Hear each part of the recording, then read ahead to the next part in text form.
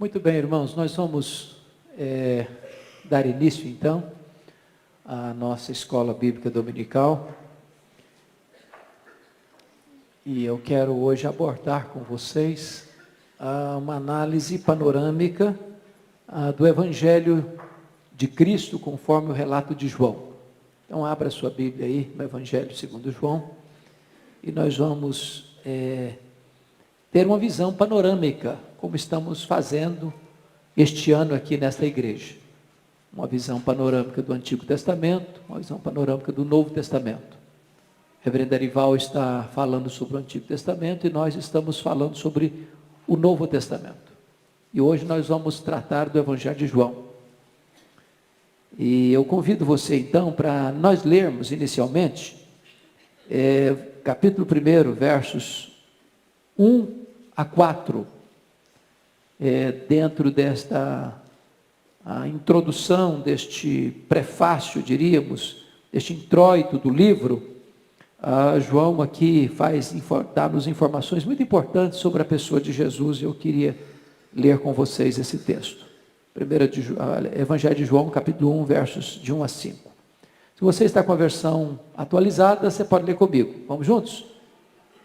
No princípio era o Verbo, e o Verbo estava com Deus, e o Verbo era Deus.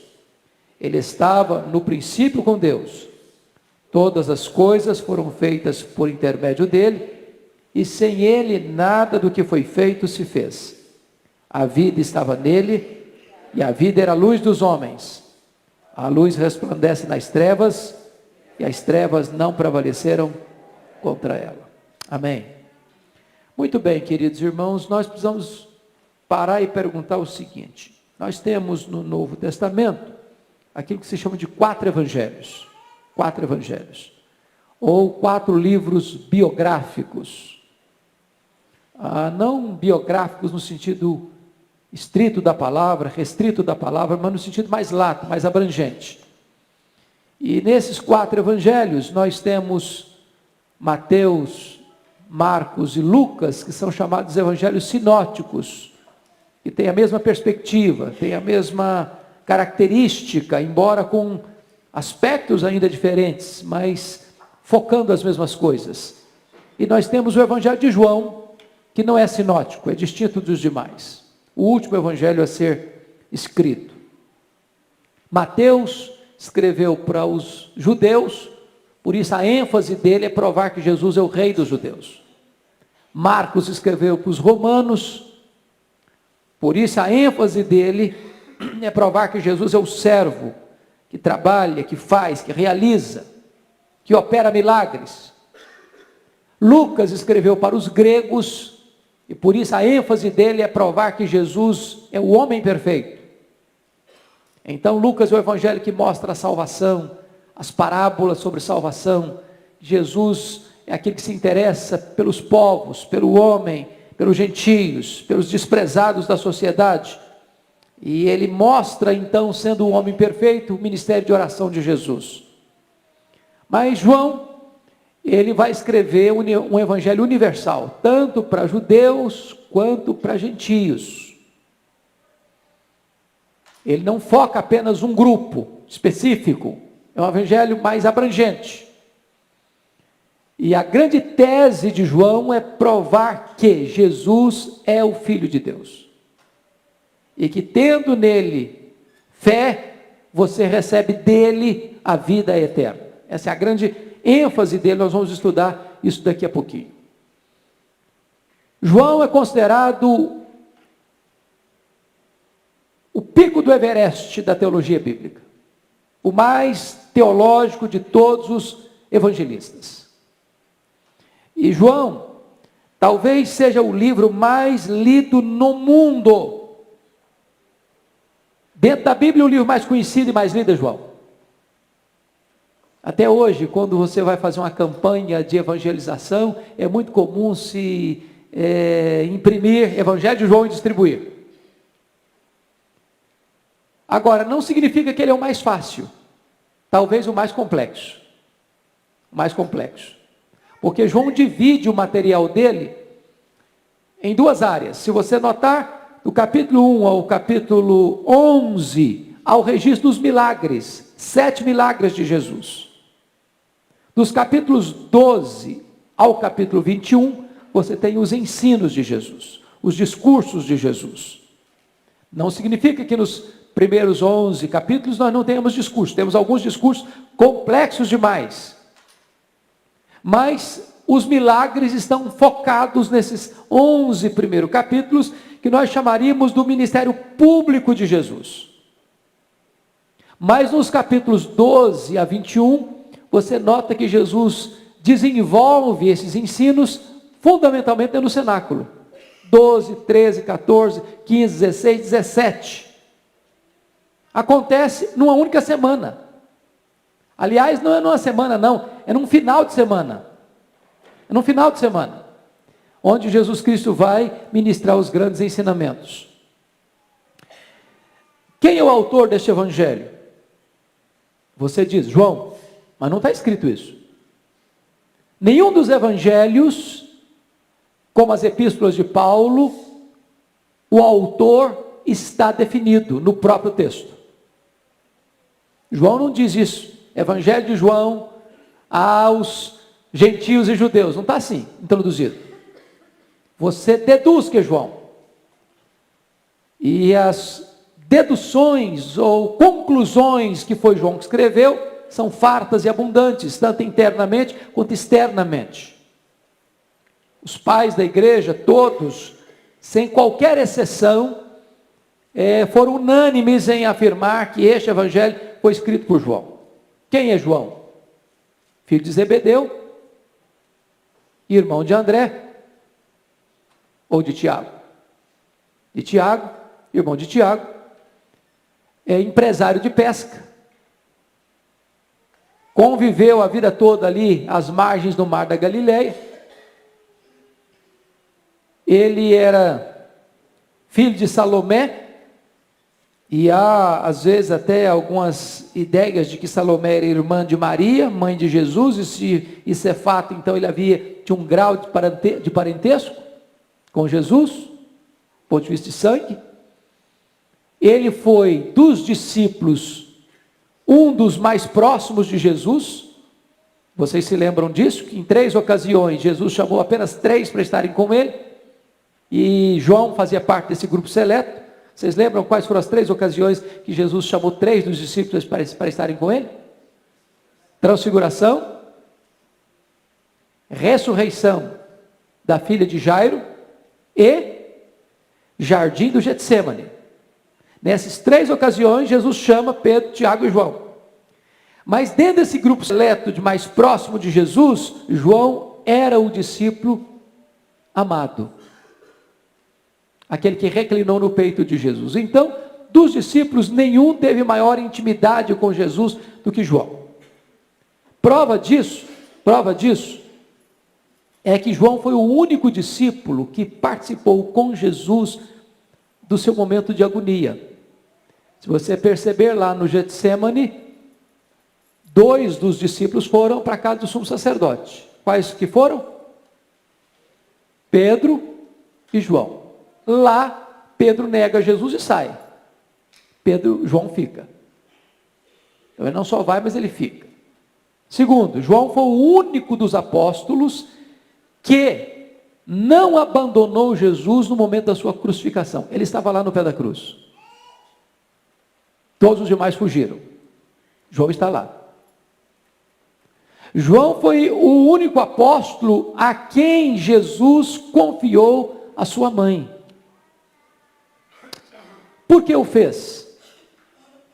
Porque é muito provável que quando Jesus foi crucificado, José já estava morto. Segundo, porque os irmãos de Jesus, até a ressurreição de Jesus, não criam nele.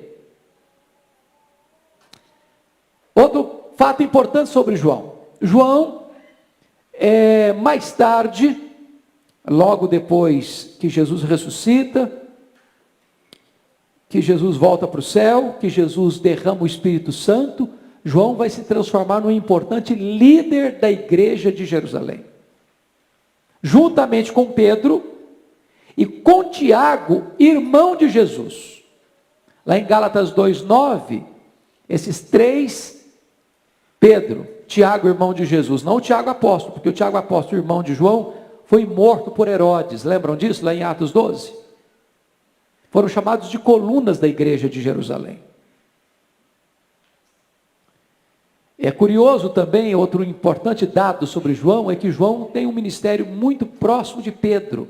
Eles eram colegas de pesca, de empresa pesqueira, e eles estão juntos no cenáculo, estão juntos lá na questão da cura daquele paralítico na porta do templo de Formosa, e eles estão juntos quando correm para ver o túmulo aberto. Então eles têm uma espécie de parceria de ministério, e lá em Gálatas 2:9 eles são chamados de colunas da igreja de Jerusalém, líderes da igreja de Jerusalém. Mas mais tarde João, ele vai se transferir para a cidade de Éfeso. Éfeso era a capital de que província romana, vocês lembram? Só 10 de cada vez para não ficar confuso, por favor. Qual província da Ásia que tinha Éfeso como capital? Província, não da Ásia, província do Império. Ásia Menor, lembra disso? Éfeso era a capital da Ásia Menor. Paulo plantou a igreja em algumas províncias, província da Galácia, província da Macedônia e província da Ásia Menor.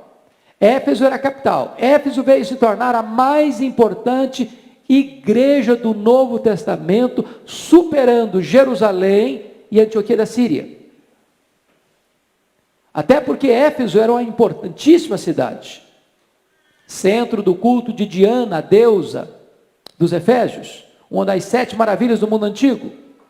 Paulo passa ali 3 anos e planta igrejas em toda a província, e você conhece o nome dessas igrejas citadas lá em Apocalipse capítulo 2 e 3, Éfeso, Esmirna, Pérgamo, Tiatira, Sardes, Filadélfia, Laodiceia, e vamos além, Hierápolis, Colossos, tudo isso fruto do ministério do apóstolo Paulo na cidade de Éfeso. Pois bem, vocês todos sabem que todos os apóstolos de Jesus foram mortos, e mortos pelo viés do martírio, mormente no governo de Nero.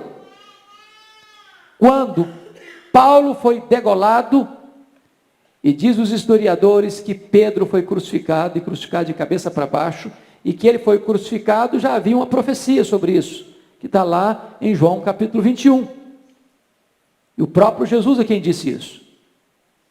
Portanto, de todos os apóstolos, o único que sobreviveu ao martírio foi João.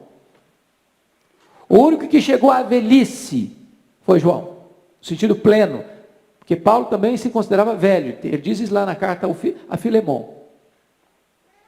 Mas João, na velhice, sendo pastor de Éfeso, onde ele morava, e Maria, mãe de Jesus, morava com ele em Éfeso, foi deportado para a ilha do Mar Egeu, a ilha de Pátimos, no governo de Domiciano. E então, dali ele escreve o Apocalipse, e de Éfeso ele escreve este evangelho que nós estamos hoje considerando o evangelho de João. Tá certo? Então, o autor deste evangelho é João. Quando ele escreveu este evangelho? Certamente ele escreveu este evangelho por volta do ano 90. Entre 90 e 96, que foi o período em que ele foi deportado para a ilha de Pátimos, por Domiciano. Então, é importante você entender que este foi o último evangelho a ser escrito, muito provavelmente 60 anos depois do registro do acontecimento desses fatos que são aqui registrados nesse evangelho. Talvez você agora pergunte o seguinte: bom, mas qual foi o propósito deste evangelho? Não há dúvida sobre isso. Vá comigo lá para o capítulo 20, verso 31. Aqui está o propósito pelo qual João escreveu este evangelho.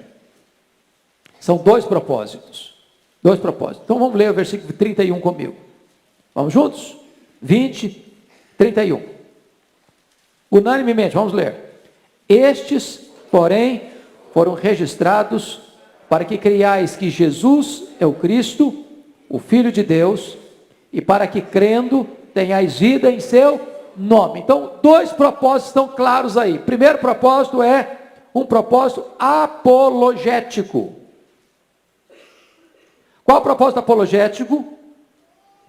Creiais que Jesus é o Cristo, o Filho de Deus. Essa é a tese dele, essa é a defesa dele. Essa é a apologia que ele defende. Qual é a tese de João aqui? Jesus é quem? O Filho de Deus. Todo o Evangelho é desenvolvido, escrito para provar essa tese.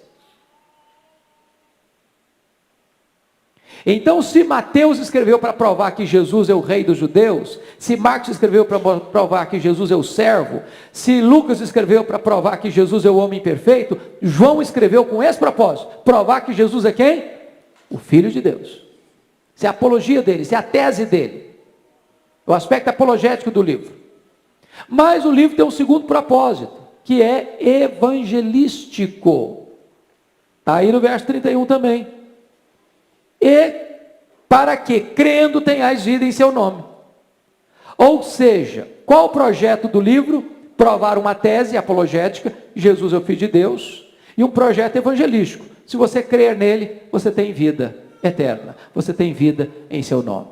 Então são essas duas grandes bandeiras que João vai defender neste evangelho, de ponta a ponta. Bom, o Evangelho de João também, ele tem peculiaridades, só ele tem. Para vocês terem uma ideia, 90%, isso é importante você entender, 90% do que está no Evangelho de João, não está presente nem em Mateus, nem em Marcos, nem em Lucas. 90%. É por isso que ele não é chamado Evangelho sinótico. Ele não tem a mesma característica dos outros três primeiros. Se você lê Mateus, Marcos e Lucas, grande parte do conteúdo de Mateus está em Marcos, de Marcos está em Mateus, de Lucas está em Mateus e Lucas, e assim por diante. De Lucas está em Mateus e Marcos, assim por diante. João não. O conteúdo de João é quase que exclusivamente dele, sem ter componentes lá nos outros. Então vamos ver isso. Vamos ver isso. Por exemplo, a introdução de João, da encarnação do verbo, você não encontra em nenhum dos outros evangelistas. Não encontra. Segundo, a festa e o milagre, primeiro milagre operado por Jesus em Caná da Galileia, só João registra. Não está nos outros evangelhos. Terceiro, a conversa de Jesus com Nicodemos, lá no capítulo 3, sobre o novo nascimento, também não está em nenhum dos outros evangelhos. Quarto, a conversa de Jesus com a mulher samaritana, também não é registrado por nenhum dos outros evangelistas. Aliás, uma conversa longa. Praticamente todo o capítulo 4 de João é dedicado a essa conversa de Jesus com a mulher samaritana, falando da água da vida. Só João registra esse fato. Quinto, capítulo 5 de João, o milagre lá no tanque de Betesda, daquele paralítico, 38 anos. E Jesus vai ao tanque de Betesda, que significa literalmente casa de misericórdia. E eu quero crer que era uma espécie de Santa Casa de Jerusalém. Havia uma multidão de enfermos ali, aguardando um fenômeno que eles acreditavam acontecer periodicamente, de um anjo descer e mover as águas do tanque, e o primeiro que pulasse nesse tanque era curado. E ali tinha um homem há 38 anos, talvez aguardando que fosse jogado, porque ele não conseguia ir para lá. Ele era paralítico.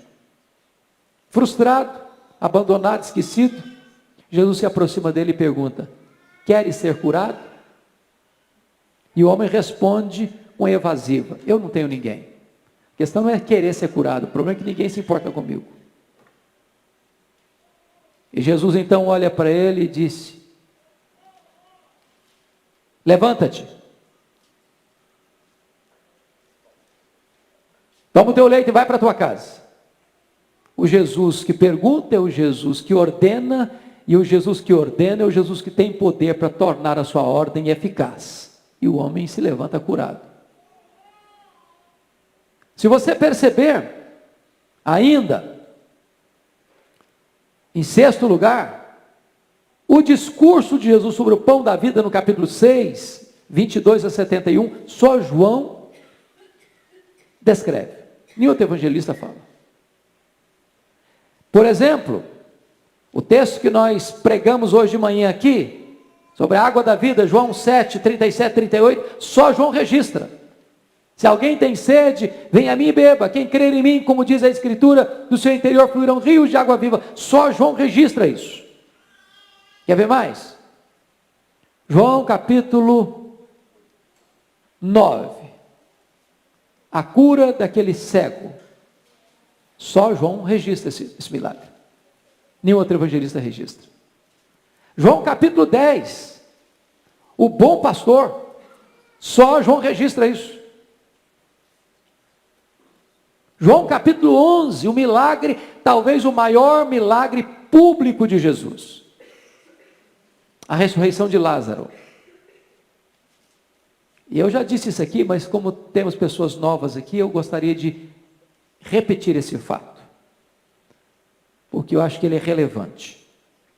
Vocês imaginam por que Jesus esperou que Lázaro ficasse 4 dias sepultado para depois ressuscitá-lo? Por quê? Vocês acham que foi por acaso? Bom, o acaso não existe nas coisas de Deus. Não existe acaso nas coisas de Deus. Tudo tem um propósito. Então por que ele esperou 4 dias? Não ressuscitou no terceiro, ou no segundo, ou no primeiro? Porque eu pergunto a você, um morto de 2 dias está menos morto que um morto de 4 dias? Está ou não está? Não, não está. Morto é morto. Se ele tem 1 minuto de morto e tem 4 dias de morto, ele está morto do mesmo jeito. Por que então 4 dias? Porque dentro da crença dos rabinos, um morto podia ser ressuscitado pela instrumentalidade de um homem de Deus, um profeta de Deus, até o 3º dia. Nós temos registro de ressurreição de mortos pela instrumentalidade de homens na Bíblia? Temos ou não temos? Temos. No ministério de Elias, no ministério de Eliseu.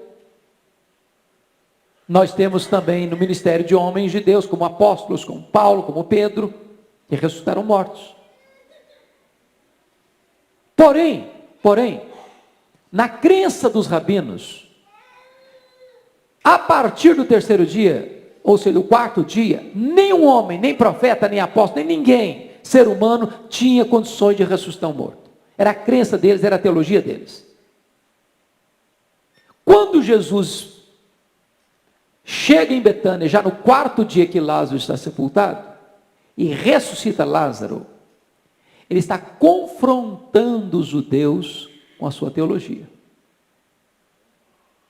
Ou vocês admitem que eu sou Deus, ou vocês abandonem a teologia que vocês professam. Porque não dá para sustentá-la e negar que eu sou Deus. Estão percebendo? Jesus fez essa mesma coisa. Está registrado lá em Marcos capítulo 2, quando ele chega, está ensinando uma casa, e aí os amigos levam um homem paralítico. Quando chegaram, a casa estava entupida de gente, ninguém abria caminho para eles. Decididos a não retrocederem nesse projeto de deixar esse homem aos pés de Jesus, abriram o telhado, e desceram com o homem, com cama e tudo, no local onde Jesus estava ensinando. Quando Jesus viu a fé daqueles moços, disse para o homem paralítico: os teus pecados estão perdoados. Qual foi a reação dos escribas e fariseus que estavam ao redor, escutando Jesus? tu blasfemas, tu blasfemas. Mas eles não disseram, eles pensaram. E Jesus, que lê coração, e por que vocês estão cogitando no coração de vocês? Qual que é mais fácil dizer para esse homem? Estão perdoados os teus pecados, ou levanta, toma o teu leito, vai para casa? Por que Jesus fez essa pergunta para eles? Porque dentro da cabeça deles, na teologia deles, na crença deles, era o seguinte: ninguém pode ser curado antes de ser perdoado. Eles faziam uma conexão entre pecado e doença. Então, na cabeça deles é o seguinte: Jesus estava blasfemando porque só Deus perdoa pecados, é o que eles disseram. E eles estavam errados ou certos? Estavam certos, a teologia deles estava certa. Qual o problema deles? É que eles não entendiam ainda que Jesus é o próprio Deus encarnado. O que Jesus Cristo faz? Jesus os apanha com as próprias cordas da teologia deles e pergunta para eles: o que é mais fácil dizer para esse homem? Estão perdoados os teus pecados? Ou levanta, toma o teu leito e anda?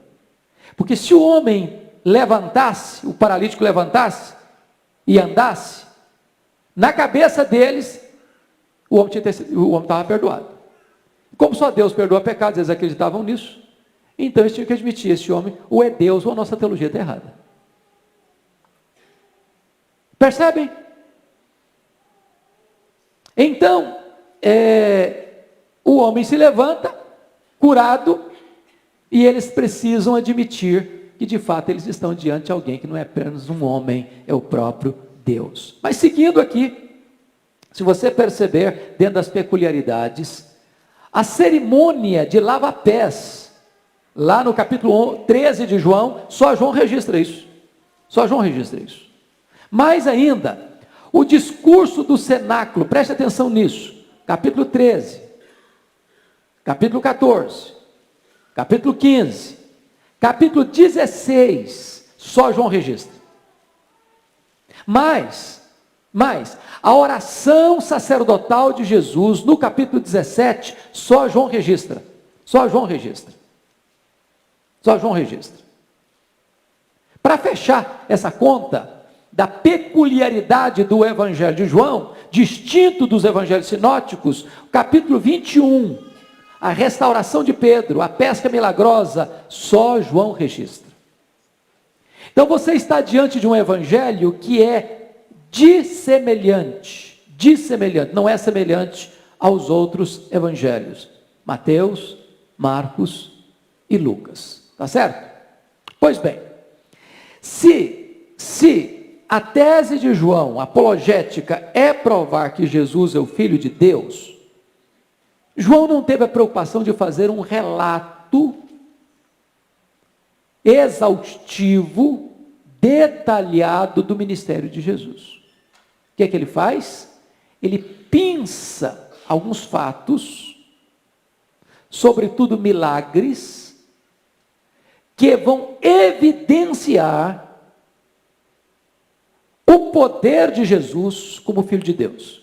E João se dedica a registrar 7 milagres, antes da sua ressurreição, entre seu nascimento e sua morte. Quais são esses milagres? Quais são os 7 milagres que João relata? Primeiro milagre foi? Qual foi o primeiro milagre? A água transformada em vinho. Segundo milagre, capítulo 4, 46 a 53, a cura do oficial romano. Terceiro milagre, paralítico de Betesda, capítulo 5. Quarto milagre, a multiplicação dos pães, no capítulo 6, 1 a 13. Quinto milagre, Jesus caminha sobre o mar, capítulo 6, 12 a 21. Aliás, o único milagre, juntamente com a multiplicação dos pães, registrado pelos 4 evangelistas. Sexto milagre, a cura do cego de nascença, no capítulo 9. O sétimo milagre, ressurreição de Lázaro, capítulo 11. Depois que Jesus ressuscita, tem mais um milagre ainda. Qual é o milagre? A pesca milagrosa lá do capítulo 21, quando Jesus disse para os discípulos: lançai a rede à direita do barco e achareis. Quantos peixes eles pegaram? Quantos peixes? 142, tem certeza? Você arranhou, bateu na trave, mas não chegou, né? Você pode ser mais otimista um pouquinho. Quantos peixes? 153 grandes peixes. 153 grandes peixes. Então, esses milagres estão aí com um propósito único. Qual o propósito único? Qual é a tese apologética dele? Provar que Jesus é o Filho de Deus. Para isso estão aqui esses milagres registrados. Pois bem, já que a tese de João é essa, provar que Jesus é o Filho de Deus, ele propositadamente reúne nesse evangelho 7 ocasiões onde Jesus vai usar a expressão mais importante do Velho Testamento para provar Deus, a existência de Deus como o único Deus verdadeiro. Qual é a expressão máxima no Antigo Testamento para provar que Jesus é o único Deus? Lembram disso? Eu sou o que sou. Em que contexto esse texto aparece pela primeira vez na Bíblia? Onde aparece isso pela primeira vez na Bíblia? Lá na sarça ardente. Lembram disso? Lá na sarça ardente. Aliás, gente, preste atenção.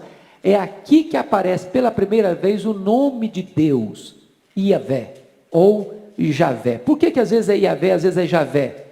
Você lê às vezes uma versão é Iavé, você lê na outra versão é Javé.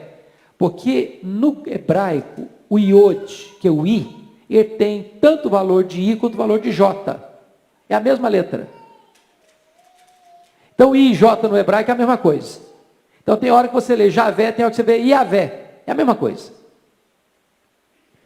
Então, quando Deus diz, eu sou o que sou, Ele está dizendo algumas coisas. Eu sou o Deus autoexistente. Sabe por quê? Você e eu, como todas as outras criaturas, são seres que dependem de outro alguém para viver. Ou seja, todos os demais seres que existem, sejam anjos, sejam homens, sejam animais, sejam seres vegetais, têm vida, foram criados. Decorre a vida dele de outro alguém, que é o Criador. Deus é o único ser que pode dizer, eu sou o que sou. Aliás, não sei quantos já leram Antônio Vieira. Antônio Vieira foi um padre português, que viveu largamente, boa parte da vida dele no Brasil. E Antônio Vieira é considerado o maior orador de todos os tempos da língua portuguesa. Eu não vou entrar nos detalhes da sua teologia. Ele tem alguns sermões que são bons, bíblicos, outros descambam muito. Mas, no ponto de vista de oratória, ninguém se assemelhou sequer a Antônio Vieira. Para eu ter uma ideia, Rui Barbosa aprendeu com ele. Estudava nele para entender retórica. E ele tem um sermão muito famoso, Antônio Vieira, lá no livro de Gênesis, sobre pulves est et pulvis reverteres. Tu és pó e ao pó tornarás. E ele diz o seguinte: o homem não é o que é, o homem é o que foi e o que há de ser. Só Deus é o que é, porque só Deus pode dizer, eu sou o que sou. Se o homem veio do pó, se o homem retornará ao pó, o homem é pó. Porque o homem não é o que é, o homem é o que foi e o que há de ser. Faça entender o pó que fomos. Do pó Deus criou, soprou nas suas narinas o fôlego da vida. Fácil entender o pó que seremos, basta ir num cemitério, aqui jaz. Mas como entender o pó que somos? o pó que anda, o pó que corre, o pó que ri, o pó que chora. É fácil? Se o homem foi pó, e o homem voltará a ser pó, então o homem é pó. Porque o homem não é o que é o que foi e o que há de ser. Só Deus é o que é. E ele ilustra isso. Pensa comigo na vara que Moisés levou diante do faraó. Diz a Bíblia que Moisés lançou a vara no chão e a vara virou o quê? Virou o quê? Uma serpente. E aí os magos do Egito fizeram o mesmo. E o que aconteceu? A vara de Moisés engoliu as serpentes dos magos do faraó. Ora, mas vara não tem garganta? Não tem boca? Como é que as engoliu? É que aquela serpente não era o que era. Era o que tinha sido e o que havia de ser. Se ela foi vara e tornou a ser vara, não era serpente, era vara. O homem não é o que é, o homem que foi e o que há de ser. Só Deus pode dizer, eu sou o que sou. Então essa é a grande tese de João. Eu sou o que sou. E há 7 vezes nesse evangelho, onde Jesus Cristo afirma categoricamente, eu sou. Qual foi a primeira vez? Eu sou, primeira vez, eu sou o pão da vida. Está lá em João 6,35. Eu sou o pão da vida. Segunda vez, 8,12. Eu sou a luz do mundo. Terceira vez, está lá em João 10, 7 e 9. Eu sou a porta. Quarto, está lá em João 10, 11. Eu sou o bom pastor. Quinto, está lá em João 11, 25. Eu sou o quê? A ressurreição e a vida. Sexto, está lá em João 14, 6. Eu sou o quê? O caminho e a verdade e a vida. E ninguém vê ao Pai senão por mim. Sétimo lugar, ele diz, eu sou o quê? A videira verdadeira. Capítulo 15, versículo 1. Pergunta, por que Jesus 7 vezes, por que João propositadamente reúne 7 vezes o número da perfeição? Esta afirmação, eu sou de Jesus. Para deixar muito claro essa conexão do Êxodo 3,14, quando Deus aparece para Moisés lá no Sinai, na sarça ardente, quando ele pergunta, mas quem é que está me enviando? Eu sou o que sou, me enviou a vós outros. Agora preste atenção em outra coisa importante. O Deus Yahvé, que em algumas versões mais modernas nossas traz Jeová, porque a palavra Jeová não é um nome de Deus. A palavra Jeová é uma mistura, uma associação de 2 nomes, pegando as consoantes de Yahvé ou Javé com as vogais de Adonai. Quando você pega as consoantes de Yahvé com as vogais de Adonai, você forma um nome chamado Jeová. Jeová. E Jeová, já que nós vamos usar a palavra que foi criada com essas 2 junções, é o Deus da aliança. É o Deus que se relaciona. É o Deus da salvação. Então a grande pergunta é, quem é o Jeová do Antigo Testamento? É o próprio Jesus, pré-encarnado. Portanto, o Jeová que se revela no Antigo Testamento é o próprio Jesus, imutavelmente. E que na plenitude dos tempos nasceu de mulher, nasceu sobre a lei, se encarnou. Olha que coisa magnífica. Olha que coisa fantástica. Olha que tese bonita que João defende neste evangelho. Ele escreve de forma apologética, e vamos entender outra coisa importante aqui, irmãos. Importante aqui. A grande pergunta é por que é que João escreveu um livro apologético para provar que Jesus é o Filho de Deus? Que doutrina perigosa ensaiava a levantar sua cabeça, e que levantou sua cabeça e quase matou a igreja cristã no 2º e 3º século do cristianismo. Como é que chamava essa heresia?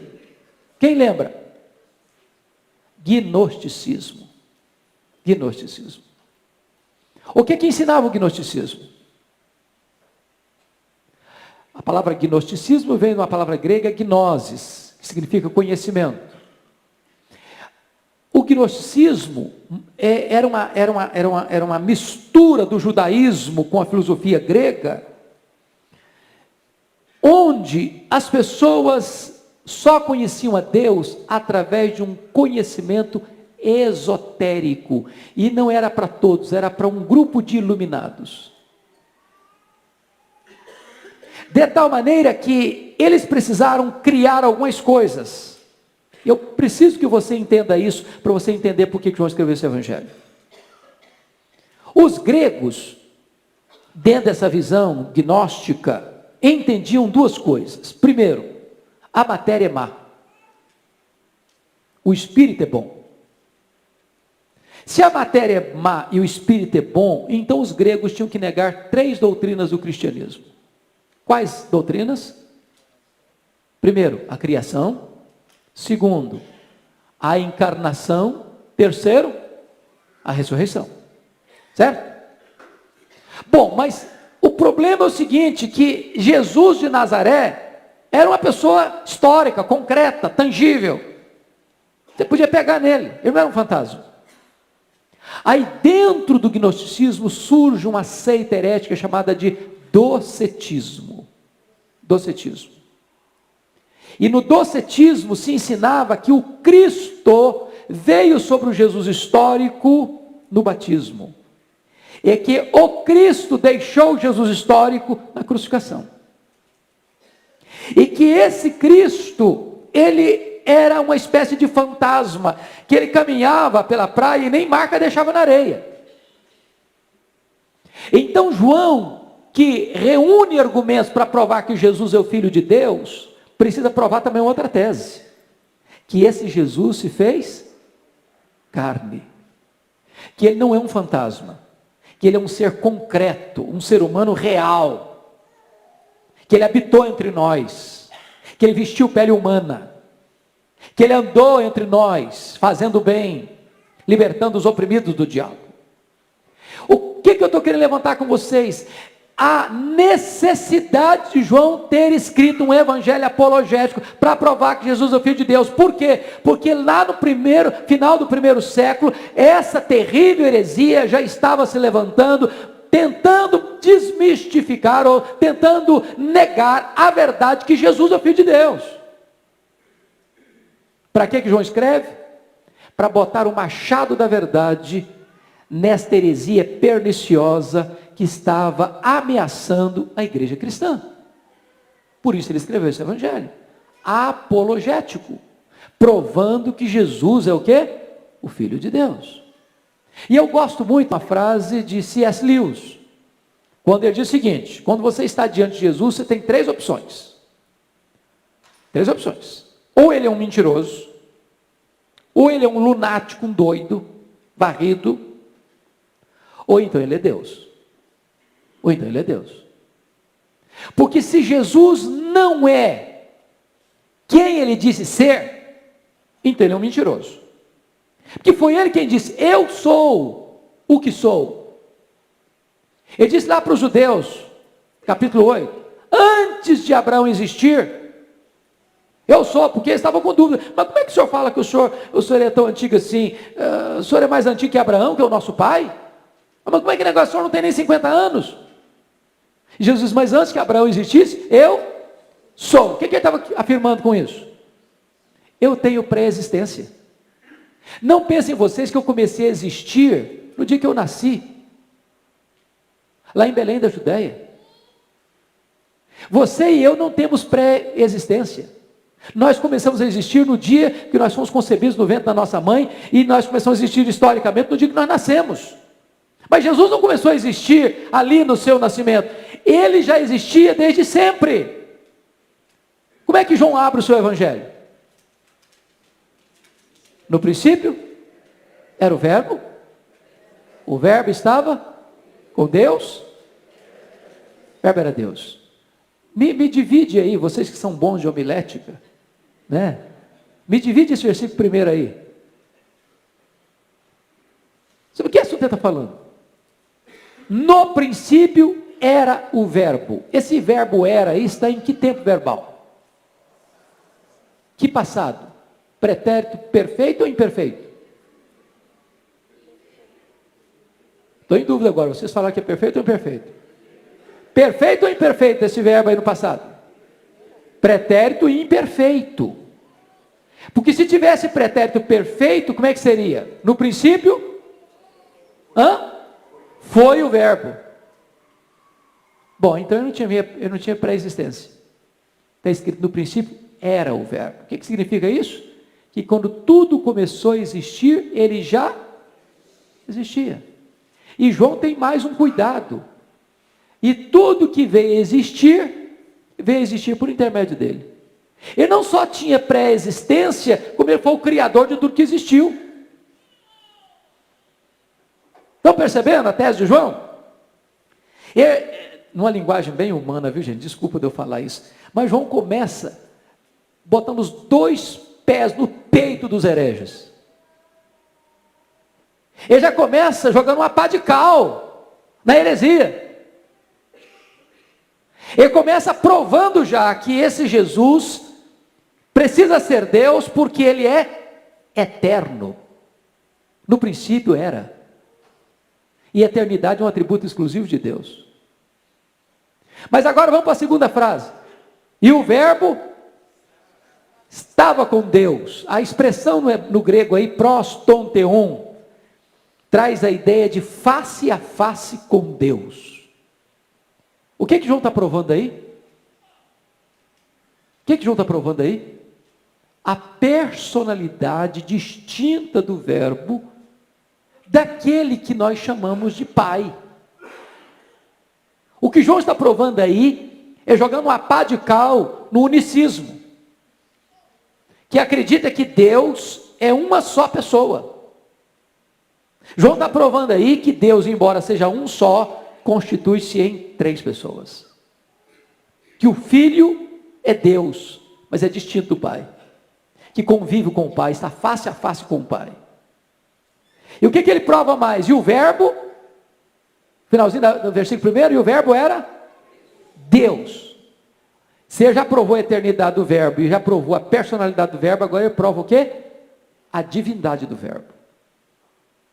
Então, João escreve, irmãos, este evangelho com este propósito apologético, para provar que Jesus é o Filho de Deus. É por isso que ele reúne os milagres, e é por isso que ele reúne as declarações. Eu sou, eu sou, eu sou, eu sou, eu sou, para fazer uma conectividade importantíssima com o Iavé, ou Javé, ou Jeová do Antigo Testamento. Pois bem, eu gostaria de, nos últimos minutos que me restam, ainda trabalhar com vocês uma outra tese, de que João, mais do que qualquer outro evangelista, levanta para nós de maneira muito bonita a ideia da soberania de Deus na nossa salvação. Para que, crendo nele, qual é o propósito evangelístico? Tenhais vida em seu nome. Então, João está dizendo que salvação você só encontra em quem? Em Jesus. Por que é importante trabalhar disso? Irmãos, nós estamos vivendo uma época que tem ojeriza de apologética. Perceberam isso já? Não suporta mais apologética. Porque nós estamos vivendo uma sociedade inclusivista e pluralista. Nas escolas, você não pode mais falar determinadas coisas, porque você fere esse, você fere aquele, você fere aquele outro, fere a suscetibilidade de um, fere a suscetibilidade de outro. Então, no campo do mundo aí hoje, você não pode mais dizer que a sua verdade é a verdade. Porque há muitas igrejas, há muitas religiões, há muitas crenças, há muitas teologias, e você afirmar que o que você crê é a verdade é uma presunção, é uma pretensão, é uma soberba, é uma arrogância intelectual, e aí você está entrando num campo em que vai ferir a suscetibilidade do outro, então não pode. Mas a verdade não é invertebrada. A verdade tem espinha dorsal. A verdade é granítica. A verdade, ela não é terreno movediço, não. É rocha. Foi verdade ontem, é verdade hoje, vai ser verdade amanhã. É verdade para você, é verdade para mim, é verdade para todos. E João tem esse cuidado porque já no primeiro século essa ideia de que a verdade de Deus estava sendo questionada, muito mais hoje, muito mais hoje, muito mais hoje, muito mais hoje. E eu posso lhes garantir uma coisa, irmãos, preste atenção no que eu vou dizer aqui. A perseguição ideológica é pior do que a perseguição física. A ameaça à igreja não está nas mãos do Estado Islâmico. A ameaça à igreja não está nas mãos dos comunistas radicais. A igreja nunca deixou de ser forte por causa do martírio e da perseguição. Nunca. O que é uma ameaça à igreja, irmãos, é a ameaça doutrinária.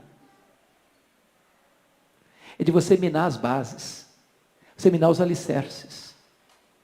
É de você relativizar a verdade. É de você abrir os braços e dizer o seguinte: agora nós todos somos iguais. Não importa o Deus que você crê, a fé que você tem, a Bíblia, o livro que você lê, se é o Alcorão, se é a Bíblia, se é o livro dos Vedas, nós todos somos iguais. Todos fazemos parte de um único time. Isso é um grande risco para a igreja. É por isso que o liberalismo teológico matou a igreja na Europa. É por isso que o liberalismo teológico está matando igrejas no mundo inteiro, porque no momento em que você deixar de crer e defender essa verdade, de que Jesus é o Cristo, e que a única maneira de você ter vida é crendo nele, acabou o cristianismo. Você não tem mais nada para pregar. Mais nada para pregar. Então estudar esse livro, irmãos, é vital para a vida da igreja. Vital para a vida da igreja. Pois bem, do ponto de vista da soberania da salvação, a primeira coisa que João prova é que o homem não pode jamais buscar a Deus por si mesmo. Não pode. Jesus Cristo diz o seguinte, lá em João capítulo 8, quem pratica o pecado é o quê? Quem pratica o pecado é o quê? Escravo do pecado. Escravo do pecado. Jesus Cristo diz para Nicodemos: se você, Nicodemos, não nascer de novo, você não pode fazer o quê? Você não pode ver o reino de Deus. E se você não nascer da água e do Espírito, você não pode fazer o quê? Entrar no reino de Deus. E eu pergunto a você: o homem nasce a si mesmo? O homem é o próprio agente do seu novo nascimento? Se você hoje aqui, uma hipótese, não, eu não sou convertido ainda, mas hoje eu tomo uma decisão, eu vou nascer de novo, eu vou produzir isso em mim mesmo. Você consegue? O profeta pergunta: pode porventura etíope mudar a sua pele e o leopardo as suas manchas? Nem tampouco podeis. Ou seja, numa linguagem agora reformada, calvinista, nós diríamos que o homem está no estado de depravação total. Ele não pode salvar a si mesmo, porque ele está morto nos seus delitos e pecados. Ele é escravo do pecado. Ele está cego espiritualmente. Ele não pode produzir nele mesmo essa mudança, essa transformação. Segunda verdade que João deixa claro neste evangelho é o seguinte: quem escolhe quem? Você escolhe a Deus ou Deus escolhe você?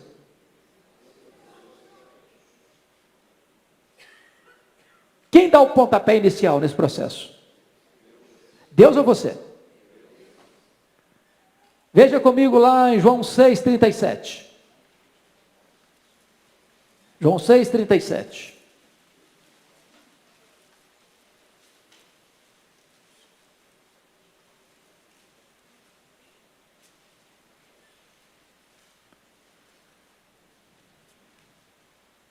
Vamos juntos? Todo aquele que o Pai me dá, esse virá a mim. E o que vem a mim, de modo nenhum, lançarei fora. Para que você vá a Jesus, algo tem que acontecer antes. Que algo é esse? O Pai precisa dar você para Jesus. Numa linguagem teológica, diria o seguinte: Deus é quem elege, escolhe, predestina você para a salvação. Não foi você que num dado momento disse: eu vou escolher Deus. Foi Deus que escolheu você. Até você pode dizer isso. Mas quando você diz eu vou escolher Deus, já aconteceu um fato anterior a esse. Deus já tinha escolhido você. E foi Deus quem operou em você tanto querer quanto realizar. Quando você diz eu amo a Deus, eu vou amar a Deus, é porque Deus já amou você primeiro. Porque na verdade, o amor que você tem por Deus é o refluxo do fluxo do amor de Deus por você. Então, é Deus quem escolhe. É Deus quem escolhe. Graças a Ele por isso, porque se dependesse de nós escolhermos a Deus, nós estávamos perdidos, arruinados, condenados, irremediavelmente condenados. Foi Ele quem nos escolheu. Foi Ele quem nos deu de presente para Jesus. Em outras palavras, você é um presente do Deus Pai ao Deus Filho. Falando do Dia das Mães, de dia de presente, né? Olha que presentaço. Você é um presente. Você é um presente do Deus Pai ao Deus Filho. E que presente, hein? Bem verdade que esse presente era meio ruimzinho, né? Aí Deus começou a trabalhar nesse presente, entendeu? Na linguagem de Efésios 2:10, você é o poema de Deus. E esse poema não está pronto ainda não, esse poema tem uns negócios meio complicados nele, mas Deus está escrevendo, entendeu? Escrevendo. No final esse poema vai ficar maravilhoso. Deus ainda está trabalhando em você. Mas você é um presente de Jesus ao Deus Pai. Dentro desse projeto ainda, da soberania de Deus na salvação, João destaca outra coisa, que Jesus morreu pelas suas ovelhas. Isso é tão precioso entender, irmãos. O bom pastor faz o quê? Dá a vida pelas suas ovelhas. Sabe o que significa isso?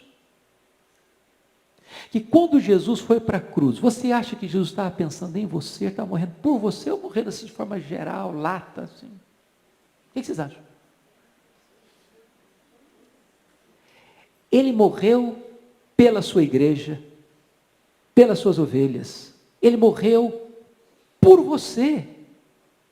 A morte de Cristo não foi para possibilitar a sua salvação, a morte de Cristo foi para efetivar a sua salvação. É isso que nós usamos numa linguagem bíblica, teológica, complicada de entender, chamada de doutrina da expiação. Quando você fala que a morte de Cristo é expiatória, significa o seguinte: a morte de Cristo ela é substitutiva. O que significa isso? Significa que Jesus morreu por você, no seu lugar, em seu favor. De tal maneira que Não há possibilidade de você ser condenado, porque a condenação que você deveria sofrer, ele sofreu no seu lugar. É por isso que Paulo, em Romanos 8, pergunta assim: quem tentará acusação contra os eleitos de Deus? É Deus quem os justifica. Quem os condenará? É Cristo Jesus quem morreu, o antes quem ressuscitou, o qual está à destra de Deus, também intercede por nós. Ou seja, a justiça de Deus foi satisfeita, porque o salário do pecado é a morte, e o inocente morreu por mim, para que eu não sofresse o golpe da lei. A lei de Deus foi cumprida, tanto ativamente, porque Jesus obedeceu a lei, quanto passivamente, quando ele morreu pelo culpado, que sou eu. De tal forma que, quando ele morreu, ele não morreu para possibilitar a sua salvação. Ele morreu para salvar você. Ele morreu no seu lugar.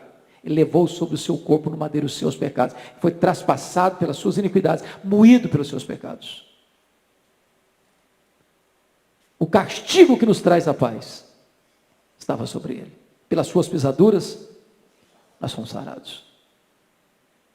A quarta verdade que esse texto mostra da soberania da salvação é o que nós chamamos de graça irresistível ou vocação eficaz. O que significa isso? Significa que a todos quantos Deus escolhe, Ele chama. Quem pode ler comigo Romanos 8, 30? Depois nós vamos voltar para esse texto de João. 8, 30.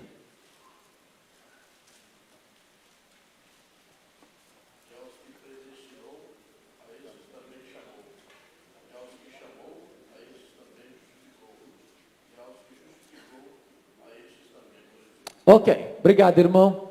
Vamos fazer coro com ele e lermos juntos esse texto? Vamos lá?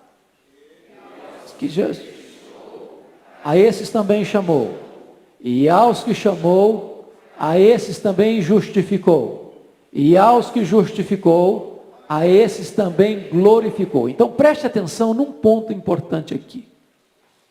Todos quantos são predestinados são chamados. Todos quantos são predestinados e chamados são justificados. Todos quantos são predestinados, chamados e justificados são glorificados. Ou seja, não há falha em todo o processo. Não há furo. Não há exceção. Em outras palavras, Deus é soberano para planejar, Deus é soberano para executar e Deus é soberano para consumar.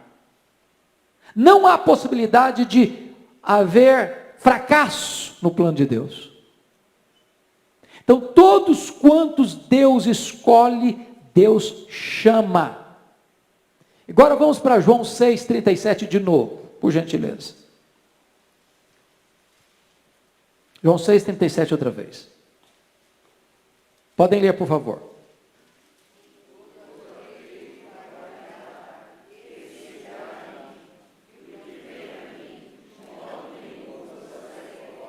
Todo aquele que meu Pai me dá, esse virá a mim. Vocês acham que tem alguma brecha para exceção aí? Não. Jesus é categórico, é insofismável, é radical. Todo aquele que meu Pai me dá, esse virá a mim. Em outras palavras, o Deus que é soberano para escolher, é também soberano e eficaz para chamar eficazmente. Bom, dentro da soberania de Deus na salvação, tem o último ponto, que nós chamamos, dentro da teologia, de perseverança dos santos. O que é a perseverança dos santos? Não é o santo que é salvo, que persevera porque ele é bom, porque ele é maravilhoso, porque ele é forte, porque ele é irresistível, não. Quem persevera é o próprio Deus. Irmão, se dependesse de mim para perseverar, eu caía aqui, tropicava acolá, não é assim que acontece com a gente? Lembra do Pedro? Não, Senhor, é que todos te abandonem, eu jamais. Eu jamais. Senhor, conta comigo, eu sou um cara batuta. A corda não rói do meu lado, não. Coitado. Caiu no mesmo dia. Deus conhece a nossa estrutura e sabe que nós somos pó. Mas quem persevera é Deus. Por isso está lá em Filipenses 1,6 assim: aquele que começou boa obra em vós, há de completá-la até o dia de Cristo Jesus. Então vamos voltar para João 6,37 para provar isso? Leia de novo, João 6,37.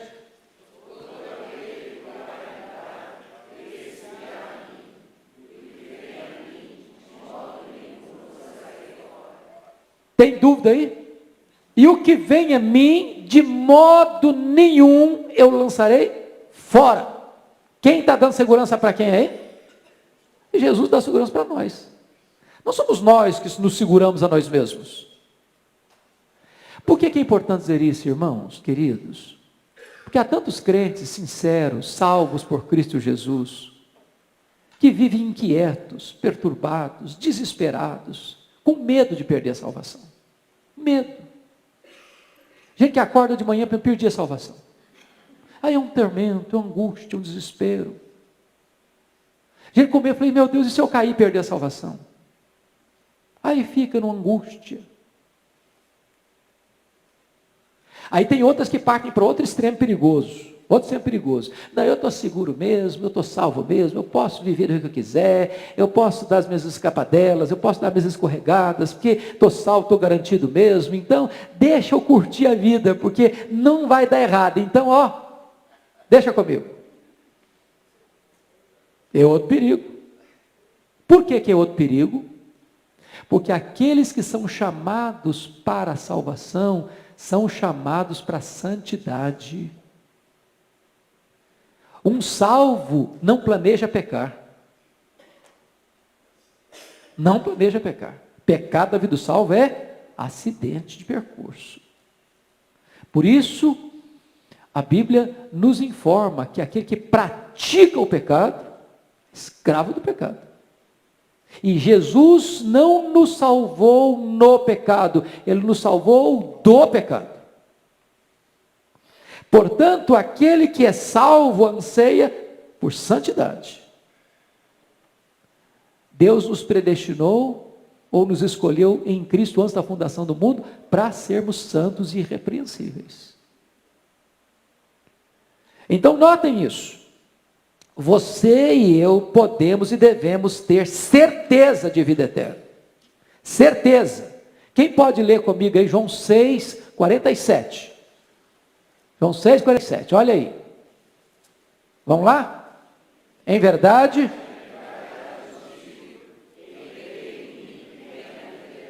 Então vamos entender esse versículo agora. Já que nós estamos estudando português aqui hoje também, o verbo ter aí está em que tempo verbal? Me ajudem, vocês são catedráticos. Presente. Presente de quê? Presente do indicativo. Em verdade vos digo, quem crê em mim, terá, teve, tem a vida eterna. Eu pergunto para vocês, eu tive, eu terei, ou eu tenho esse microfone na mão? Eu tenho esse microfone na mão. Jesus Cristo está dizendo, em verdade vos digo, quem crê em mim, não é quem crê na igreja, não é quem crê no padre, não é quem crê no pastor, não é quem crê no missionário, não é quem crê na igreja, não é quem crê no rito tal, quem crê em mim, disse Jesus. Tem o quê? A vida eterna. Agora, algumas pessoas dizem para vocês, mas isso é presunção, isso é soberba. Deixa eu perguntar para você. Você crê que Jesus fala a verdade com você e se apropriar do que ele fala para você é soberba? Ou é fé? É fé, isso não é soberba. Soberba seria se você estivesse dizendo que você é salvo porque você é bom. Eu tenho aqui no peito uma medalha de honra ao mérito, e eu carrego esse troféu aqui que eu conquistei pela minha força, pela minha piedade, eu entrei no céu, e eu vou ser aplaudido lá porque eu sou batuta. Aí é soberba. Mas você está dizendo que você é salvo, não por aquilo que você fez, mas por aquilo que Cristo fez por você. Isso é fé. Mas dá uma olhadinha agora, por favor, em João 10, 28, sobre a soberania da salvação, e eu vou encerrar com esse versículo.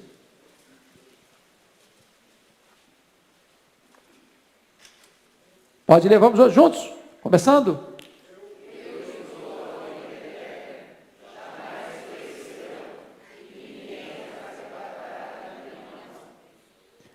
Eu lhes dou a vida eterna. Quem é esse eu aí? Jesus. Vida eterna é uma conquista ou é um presente? Eu lhes dou, então é um presente. Você não merece, é presente. Que presente é esse? A vida eterna. Que segurança você tem?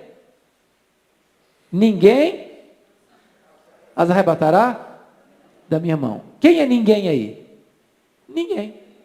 O mundo inteiro, o diabo, o inferno, o demônio, o mundo, a carne, os perigos, os bichos tudo. Ninguém. Quem está dando essa garantia é alguém confiável? Sim, Jesus é confiável. Confiável. Então você não precisa viver nessa corda bamba, nesse desespero, nesse medo, nesse temor. A única coisa que você precisa ter certeza é o seguinte: você crê? Você já bebeu dessa água da vida? Você já entregou seu coração para Ele? Você já nasceu de novo?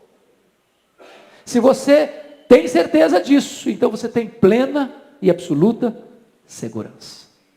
Vamos orar. Vou pedir o presbítero Milton aqui para orar por nós. E Deus abençoe sua vida. Poderoso e eterno Deus, bendito e louvado seja o teu nome, Pai, pelas verdades reveladas na tua palavra. Muito obrigado, Senhor, porque um dia o Senhor resolveu nos dar a vida eterna em Cristo Jesus. O sangue derramado naquela cruz, Pai. O preço pago para nos resgatar do império das trevas, trazendo-nos para o reino do Filho do teu amor. Muito obrigado, meu Deus. Obrigado pela certeza que o Senhor confere ao coração de cada um de nós, Pai, que somos teus filhos. Nascemos de novo, pertencemos à tua família, Pai. Obrigado, meu Deus. Obrigado pela certeza que o Senhor confere aos nossos corações. De que nada poderá nos arrebatar, Pai. Nada, Senhor, nos tirará. A vida eterna está em Cristo Jesus, nosso Senhor. Muito obrigado, meu Deus. Obrigado pela palavra que chegou até nós, Pai. Obrigado, Senhor, pelo pastor Hernandes aqui, Pai, trazendo-nos esta verdade. Cuida de cada um de nós, Pai. Carecemos do Senhor. Precisamos que o Senhor cada vez mais nos dê a certeza, Pai, para que possamos viver de cabeça erguida, Pai, levando o teu nome, Pai, através das nossas vidas, Pai, que o povo possa ver em nós o retrato do teu Filho Jesus, pois é no nome dele que oramos agradecidos.